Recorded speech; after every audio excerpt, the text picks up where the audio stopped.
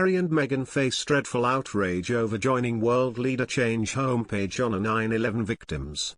The Duke and Duchess of Sussex joined many poignant figures in the tribute to mark 2 decades since the tragic terrorist attacks. The Queen also penned a heartfelt post.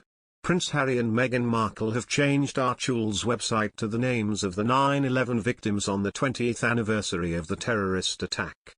The Sussexes completely blacked out the website's homepage, with the words "In Memoriam, September 11, 2001" along with rows of the tragic victims' names.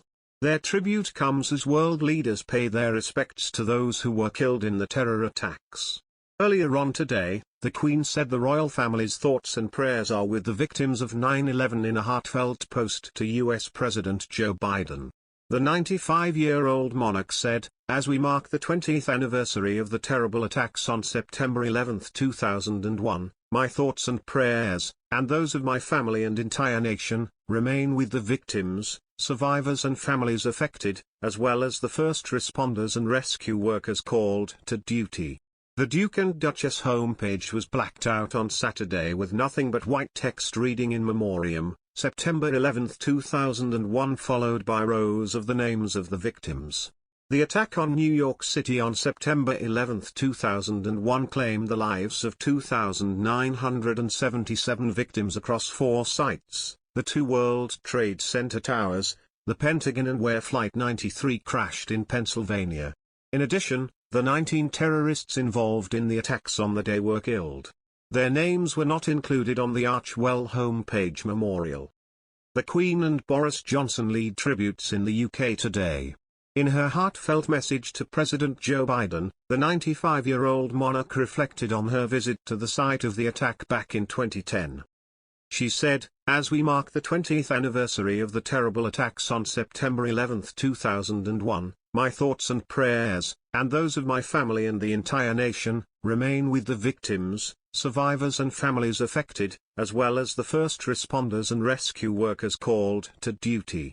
My visit to the site of the World Trade Center in 2010 is held fast in my memory. It reminds me that as we honor those from many nations, faiths and backgrounds who lost their lives, we also pay tribute to the resilience and determination of the communities who joined together to rebuild." The Prince of Wales and Duchess of Cornwall also paid tribute to those involved in the attacks. In a moving tribute, the site now reads "In Memoriam, September 11, 2001" followed by rows of victims' names. The attacks on the Twin Towers and the Pentagon cost the lives of 2,977 people. 67 Brits died in the attacks in New York City and Washington, D.C., the second highest number of any nation after the U.S. Harry and Meghan's tribute came as events take place across the world to remember those who lost their lives. The Queen also said the thoughts and prayers of the royal family are with those killed in the tragedy in a post to U.S. President Joe Biden. U.S. President Joe Biden is due to visit 3 sites associated with the attacks. He will go to Ground Zero in Lower Manhattan, to the Pentagon in Arlington, Virginia, and to Shanksville, Pennsylvania, where United Airlines Flight 93 crashed after passengers tried to regain control of the hijacked plane. In New York City, the ceremony at the September 11 memorial will begin with a moment of silence at 8:46 a.m. local time, 12:46 p.m. GMT, the exact time when the first plane flew into one of the World Trade Center's Twin Towers. After that, family members will recite the names of 2,977 victims, an annual ritual that will last 4 hours.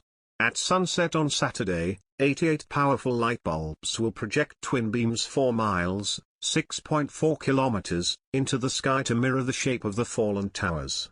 This year, buildings throughout Manhattan, including the Empire State Building and Lincoln Center Plaza, will join the commemoration by illuminating their facades in blue.